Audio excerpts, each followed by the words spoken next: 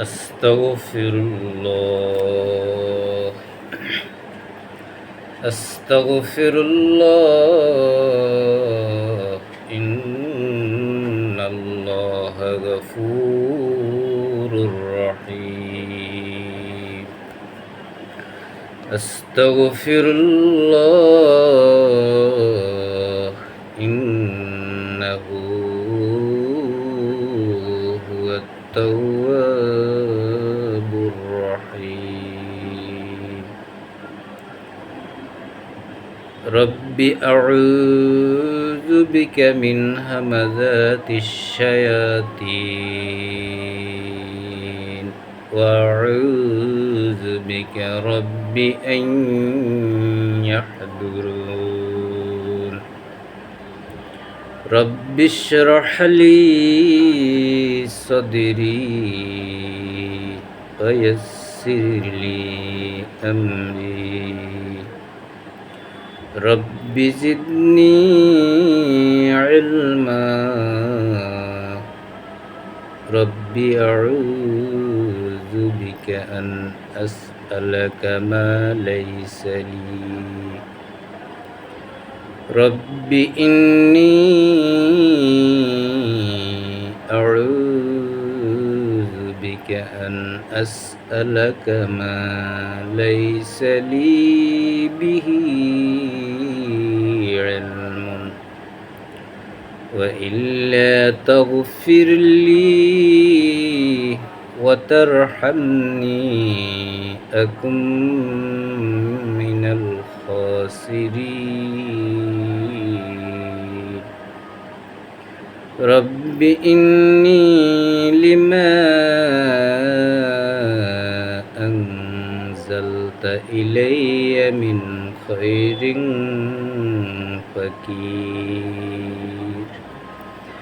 أعوذ بالله أن أكون من الجاهلين فإذا قرأت القرآن فاستعذ بالله من الشيطان الرجيم بسم الله الرحمن الرحيم لله ملك السماوات والأرض يخلق ما يشاء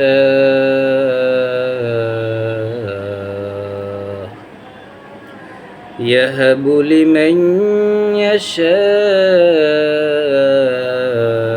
إناثا ويهب لمن يشاء الذكور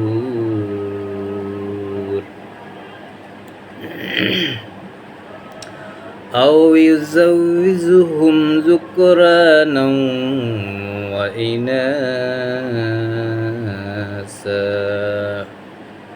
ويجعل من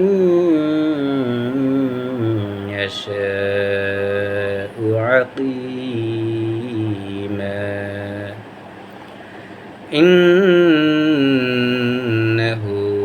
عليم قدير بسم الله الرحمن الرحيم কোরআনের 42 নং সূরা আশ-শূরার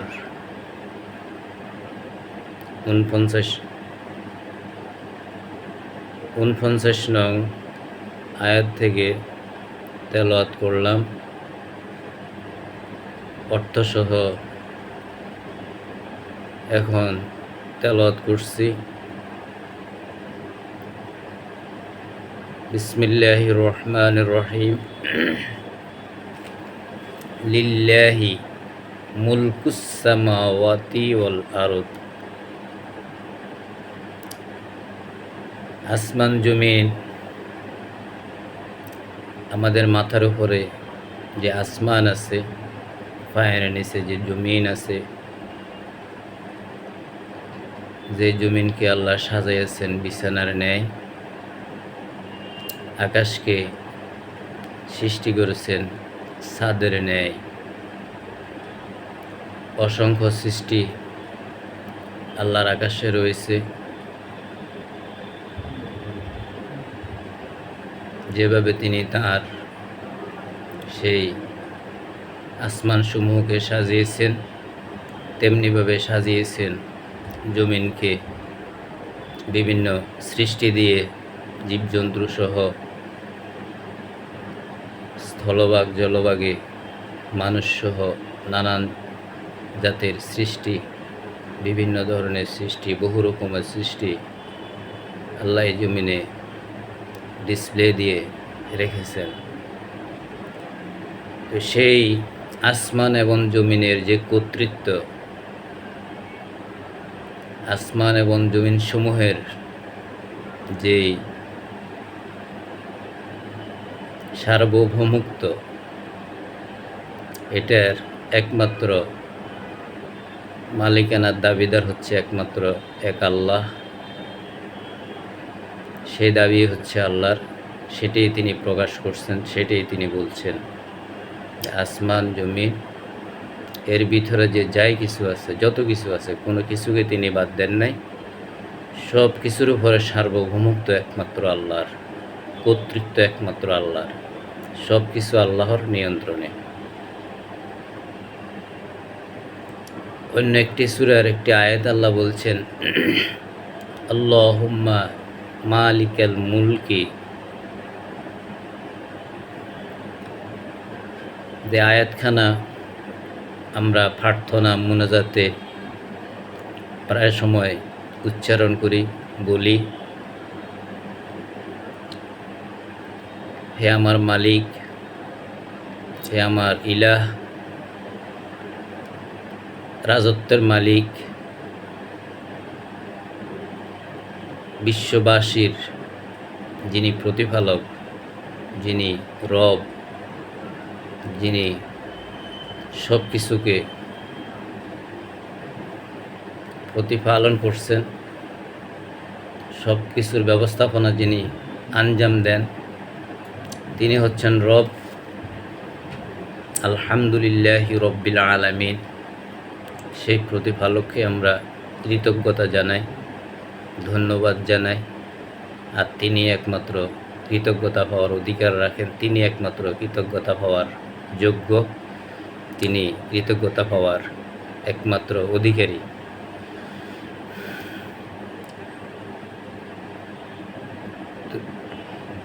আমরা যে আয়াতে বলি আল্লাহুম্মা মালিকাল মুলক, আপনি হচ্ছেন সমস্ত রাজত্বের, মুলুকের মালিক। তুতিল মুলকা মান তাশা, এই মালিকানার মধ্যে তিনি যাকে যোগ্য মনে করেন, আল্লাহ যাকে উপযুক্ত মনে করেন, আল্লাহ যাকে উপযোগী মনে করেন, তাকে তিনি রাজত্ব দেন, ক্ষমতার ভাত দেন, শাসন ক্ষমতা যে কোনো দেশের, যে কোনো রাষ্ট্রের, পৃথিবীর তার হাতে তুলে দেন যখন আল্লাহ তাকে যোগ্য মনে করেন। মাইয়াশা আল্লাহুম্মা মালিকাল মুলকি তুতিল মুলকা মান তাশা, আপনি যাকে যোগ্য মনে করেন তাকে আপনি রাজত্বের অধিকারী বানান, শাসনভার, শাসন ক্ষমতা তাকে আপনি দান করেন। তুতিল মুলকা মান তাশা ওয়া তানজিউল মুলকা মিম্মান তাশা, আবার যখন আল্লাহ যোগ্য মনে করেন না, উপযুক্ত মনে করেন না, উপযোগী মনে করেন না, তখন আবার তাকে আল্লাহ ক্ষমতা থেকে ক্ষমতাচ্যুত করেন, তার থেকে ক্ষমতা আল্লাহ কেড়ে নেন, শাসনভার কেড়ে নেন। তো এটাও আল্লাহর নিয়ন্ত্রণে। আল্লাহুম্মা মালিকাল মুলকি তুতিল মুলকা মান তাশা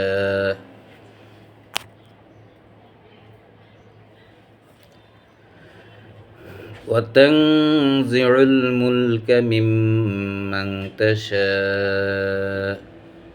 আবার তিনি যখন চান অতুইজ্জু মান তাশা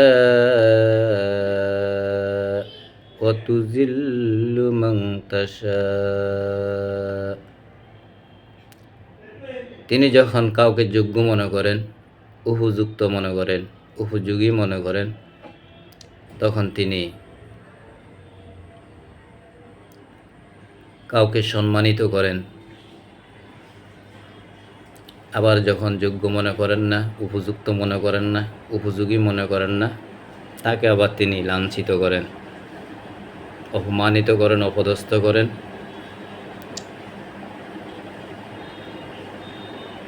আল্লাহুম্মা মালিকাল মুলকি তুতিল মুলকা মান তাশা ওয়া তানজিউল মুলকা মিম্মান তাশা ওয়া তুইজ্জু মান তাশা ওয়া তুযিল্লু মান তাশা বিয়াদিকাল খায়র। এই যে যোগ্য মনে করে রাজত্ব দেওয়া, আবার অযোগ্য মনে করে রাজত্ব কেড়ে নেওয়া, যোগ্য মনে করে সম্মানিত করা, সম্মান দেওয়া, আবার অযোগ্য মনে করে তাকে লাঞ্ছিত করা, অপমানিত করা, অপদস্থ করা, ক্ষমতাচ্যুত করা, এগুলো ছাবিকাঠি, এগুলোর কাঠিন্য, এগুলো সব আল্লাহর নিয়ন্ত্রণে। আল্লাহই এগুলা রক্ষণাবেক্ষণ করেন। এই ক্ষমতা সৃষ্টির আর কাউকে ক্ষমতা থাকার, ক্ষমতা থেকে চলে যাওয়ার এই যে সিস্টেমটা, এটা পুরোই আল্লাহর নিয়ন্ত্রণে। সেটি এ আয়াতে আল্লাহ বলছেন। এরপর আয়াতে বলছেন তুলিজুল লাইলা ফিন নাহারি ওয়া তুলিজুন নাহারা ফিল লাইল। তিনি দিনকে সরিয়ে রাতকে সামনে এনে দেন, আবার রাতকে সরিয়ে দিনকে সামনে এনে দেন। এটাও আল্লাহর নিয়ন্ত্রণে, কোনো সৃষ্টির নিয়ন্ত্রণে না, কোনো মানুষের নিয়ন্ত্রণে না। ইখরিজুল হাইয়া মিনাল মাইতি ওয়া ইখরিজুল মাইতা মিনাল হাইয়্যি। তিনি জীবিতকে মৃত্যু দান করেন, আবার মৃত জিনিসকে তিনি জীবন দান করেন। ওয়া তারযুকু মান তাশাউ বিগাইরি হিসাব। যাকে তিনি যোগ্য মনে করেন অসংখ্য রিজিক, অসংখ্য প্রচুর পরিমাণে ধন সম্পদ, ক্ষমতা, শিক্ষা, যোগ্যতা দিতে আল্লাহ কোনো হিসাব করেন না, বেহিসাবে আল্লাহ দান করেন। সেজন্যই 42 নং সূরা সূরার 49 নং আয়াতে আল্লাহ বলছেন লিল্লাহি মুলকুস সামাওয়াতি ওয়াল আরদ, যে আসমান এবং জমিন সমূহের যে কর্তৃত্ব, আসমান এবং জমিনের যে সার্বভৌমত্ব, যত কিছু এই আসমান জমিনে আছে মানুষ সহ, একক সার্বভৌমত্বের মালিক একমাত্র আল্লাহ। ইয়াখলুকু মা ইয়াশাউ, আল্লাহ যাকে যেভাবে সৃষ্টি করতে চান, যাকে যেটার উপযুক্ত আল্লাহ মনে করেন, যাকে যেটার উপযোগী যাকে যেটার যোগ্য আল্লাহ মনে করেন তাকে সেভাবে আল্লাহ সৃষ্টি করেন, তৈরি করেন। কুকুরকে আল্লাহ সৃষ্টি করেছেন, বিড়ালকে আল্লাহ সৃষ্টি করেছেন, পোকামাকড়, হাজারো রকমের পোকামাকড়, হাজারো রকমের পশু, হাজারো রকমের পাখি। পৃথিবীতে আমরা যত কিছু দেখি, অনেক কিছু আমরা দেখি না। যাকে যেভাবে যোগ্য মনে করেছেন, উপযোগী মনে করেছেন, উপযুক্ত মনে করেছেন, সেভাবে আল্লাহ সৃষ্টি করছেন। ইয়াহাবু লিমান ইয়াশাউ ইনাসান, কাউকে আল্লাহ পুত্র কন্যা সন্তানের যোগ্য করেছেন, অর্থাৎ যাকে আল্লাহ কন্যা সন্তান দেওয়ার যোগ্য মনে করেছেন তাকে আল্লাহ কন্যা সন্তান দিয়েছেন।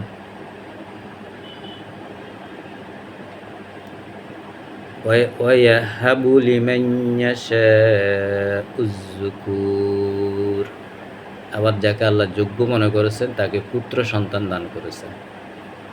তাহলে কন্যা সন্তান দান করা, পুত্র সন্তান দান করা, যাকে যেটার যোগ্য আল্লাহ মনে করেন, যাকে যেটার উপযুক্ত আল্লাহ মনে করেন, যাকে যেটার উপযোগী আল্লাহ মনে করেন, তাকে সেভাবে আল্লাহ সন্তান দান করেন। এটাও কোনো সৃষ্টির কারো হাতে, কারো ক্ষমতা আল্লাহ রাখেন নাই, আল্লাহ নিজে এগুলো নিয়ন্ত্রণ করেন। আও ইউজাউযুহুম যুকরানাও ওয়া ইনাসা, আবার যাকে আল্লাহ যোগ্য মনে করেন পুত্র সন্তানও দান করেন, কন্যা সন্তানও দান করেন, জোড়ায় মিলিয়ে দেন। এটাও আল্লাহর ইচ্ছা, এটাও আল্লাহর নিয়ন্ত্রণে। وَيَجْعَلُ مَن يَشَاءُ عَقِيمًا,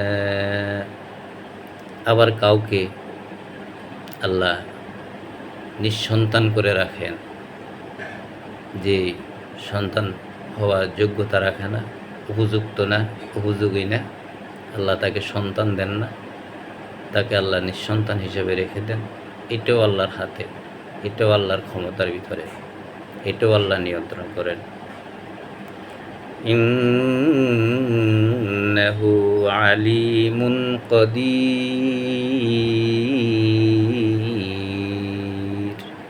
নিশ্চয় তিনি এমন জেনে শুনে বুঝে তিনি প্রত্যেক সৃষ্টির প্রত্যেকের তাকদীর একটা পরিমাপ মতো তিনি নির্ধারণ করেন।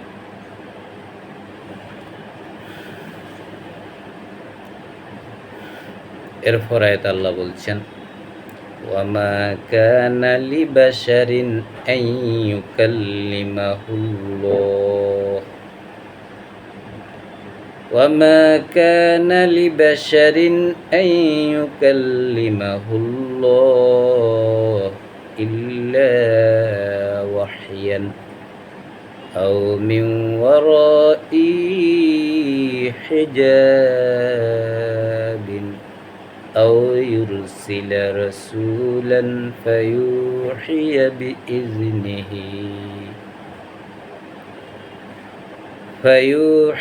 بإذنه ما يشاء إنه علي حكيم وما كان لبشر أن يكلمه الله, মানুষ সৃষ্টির দিক থেকে মানুষকে আল্লাহ যে সম্মান দিয়েছেন, সম্মানিত করেছেন, সৃষ্টির মধ্যে সর্বোৎকৃষ্ট সৃষ্টি আল্লাহর মানুষ, সমগ্র মানব জাতি, সেই সম্মান রেখে আল্লাহ এখানে মানুষকে বাশার বলছেন। তাহলে ওমা কানা লিবাশারিন, কোনো মানুষের এই যোগ্যতা, এই অবস্থান নাই। মানুষের অবস্থান এমন নয়, এ পর্যায়ে নাই সে সরাসরি আল্লাহর সাথে কথা বলবে। সে যোগ্য, সে উপযুক্ত, উপযোগী। আল্লাহ মানুষকে করেন নাই যে তিনি মানুষের সাথে যে কেউ চাইলেই কথা বলতে পারবে, যে কেউ চাইলেই আল্লাহর সাথে সরাসরি প্রকাশ্যে কথা বলবে, বোঝাপড়া করবে, যে এই অবস্থান মানুষের নাই। তবে আল্লাহ নিরাশ করেন নাই, হতাশ করেন নাই। পরক্ষণে বলছেন, পরের অংশে বলছেন ইল্লা, তবে আছে, সুযোগ আছে। ওয়াহিয়ান, তার মধ্যে একটি মাধ্যম হচ্ছে তিনি মানুষের সাথে কথা বলেন, অন্তরে তার মনে আল্লাহ ভাব জমিয়ে দেন। এভাবে ভাব জমিয়ে আল্লাহ বান্দার সাথে কথা বলেন। যে কথা বলেছিলেন মুসার মায়ের সাথে, যে মুসা জন্মগ্রহণ করার পর যে বনী ইসরাইলের যে শাসক ছিল ফেরাউন, অত্যাচারী স্বৈরশাসক, লক্ষ লক্ষ হাজার হাজার শিশুকে তিনি সেই কাফের ফেরাউন হত্যা করছে। সেই সময় মুসা আলাইহিস সালামের জন্ম।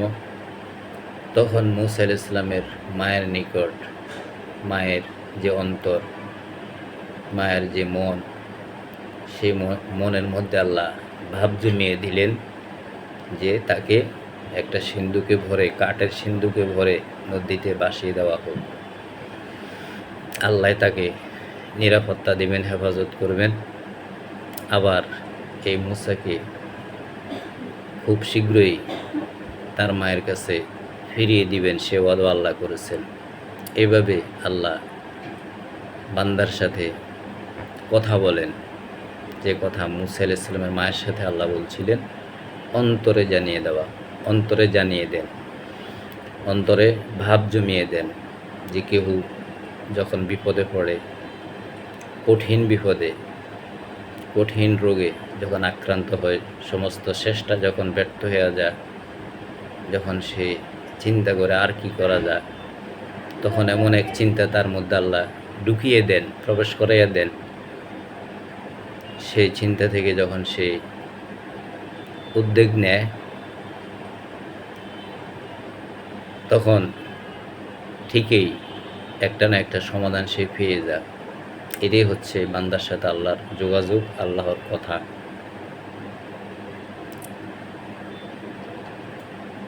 কেউ হয়তো সমুদ্রে ঘুরতে গিয়ে সমুদ্রের মাঝখানে স্পিডবোট নিয়ে যখন আনন্দ করার জন্য, সমুদ্র দেখার জন্য, সমুদ্র দর্শন করার জন্য যখন যায়, সেখানে যখন ঘূর্ণিঝড়ের শিকার হয়, জলোচ্ছ্বাসের শিকার হয়, তখন মাঝি এবং যারা সেখানে বোর্ডে উঠেছে, যখন তারা এভাবে জলোচ্ছ্বাসের সাথে যুদ্ধ করে জীবন বাঁচানোর জন্য পরিশেষে যখন কোনো উপায় না পায়, তখন বিভিন্ন দোয়া দুরুদ পড়তে থাকে, আল্লাহর কাছে প্রার্থনা করতে থাকে।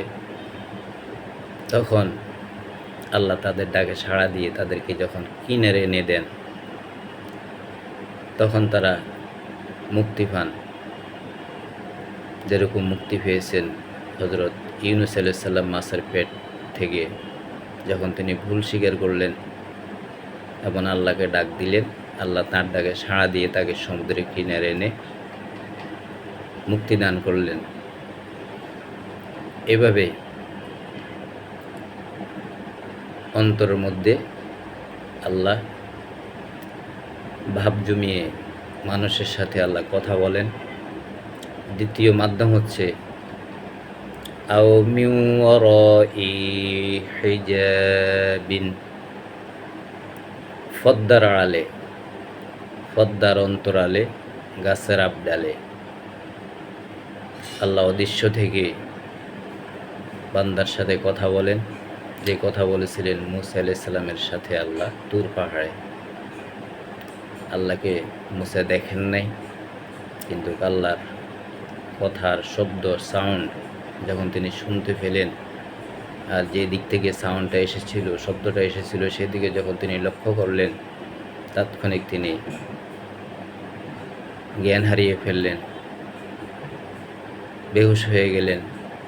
পরক্ষণে তার হুশ যখন আসলো, তখন সে নিজকে আল্লাহর সামনে যেসব আবদার, যেসব আবেদন তিনি করছিলেন আল্লাহকে দেখার জন্য, ভুল স্বীকার করলেন। তো এভাবে আল্লাহ বান্দার সাথে পর্দার আড়ালে, পর্দার অন্তরালে, অদৃশ্য থেকে আল্লাহ বান্দার সাথে কথা বলেন। এটা হচ্ছে দ্বিতীয় মাধ্যম। তৃতীয় মাধ্যম হচ্ছে আও ইউরসিলা রাসূলান, পাঠান কোনো দূত, ফেরেশতা, কোনো ফেরেশতা, কোনো দূত সবার কাছে পাঠান না। কার কাছে পাঠান? দূত কিভাবে পাঠান, কি করে? ফায়ুহিয়া বিইজনিহি, আল্লাহর আদেশ নিয়ে, আল্লাহর নির্দেশ পেয়ে সেই দূত, সেই ফেরেশতা, সে ওহী করেন মা ইয়াশাউ, আল্লাহ যাকে যোগ্য মনে করেন, উপযুক্ত মনে করেন, উপযোগী মনে করেন, সেই উপযুক্ত, উপযোগী, সেই যোগ্য একমাত্র নবীরে পেয়েছেন, রাসূলরে পেয়েছেন, যাদেরকে আল্লাহ কিতাব দিয়েছেন। কিতাবের মাধ্যমে, দূতের মাধ্যমে, ওহীর মাধ্যমে আল্লাহ নবীদের সাথে, রাসূলদের সাথে কথা বলেছেন। যে শেষ নবীর উপরে যে কিতাব নাজিল হয়েছে, যে কোরআন নাজিল হয়েছে, এই যে সূরা 114খানা সূরা, 6066-র উপর আয়াত, এই যে আয়াতগুলো, এগুলো জিবরাইল নবীদের কাছে এসে ওহী করলেন। এইভাবে আল্লাহ বান্দাদের সাথে, মানুষের সাথে আল্লাহ কথা বলেন। কথা বলার ধরনগুলো আল্লাহ তুলে ধরলেন, মাধ্যমগুলো আল্লাহ তুলে ধরলেন, যে তিনটি মাধ্যমে আল্লাহ মানুষের সাথে কথা বলেন, সেটা এখনও অব্যাহত আছে। এরপরে বলছেন ইন্নাহু আলিয়ুন হাকিম, আল্লাহ হচ্ছে সর্ববিষয়ে জ্ঞানী এবং তিনি হাকিম। হাকিম হচ্ছে যিনি প্রচণ্ড ক্ষমতার মালিক, যে ক্ষমতা সৃষ্টির কারণে প্রচণ্ড জ্ঞানের অধিকারী, যে জ্ঞান সাধারণত কারণ নাই, এবং যিনি নিরপেক্ষ বিচারক, যার বিচার করতে কোনো সাক্ষীর প্রয়োজন হয় না, তিনি নিজেই সাক্ষী, যিনি, যার কাছে কোনো অতীত, বর্তমান, ভবিষ্যৎ নাই, সবসময় একই রকম, যার কাছে রাত দিন নাই, উঁচু নিচু নাই, সব কিছু তিনি সমানভাবে দেখেন। এক জায়গা থেকেই সব কিছুকে তিনি পর্যবেক্ষণ করছেন, সব কিছুকে তিনি দেখেন। তিনি হচ্ছেন হাকিম।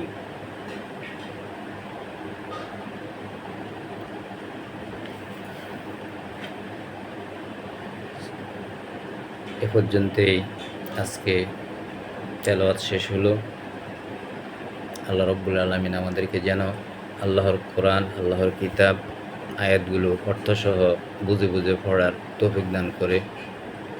আলহামদুলিল্লাহি রব্বিল আলামিন।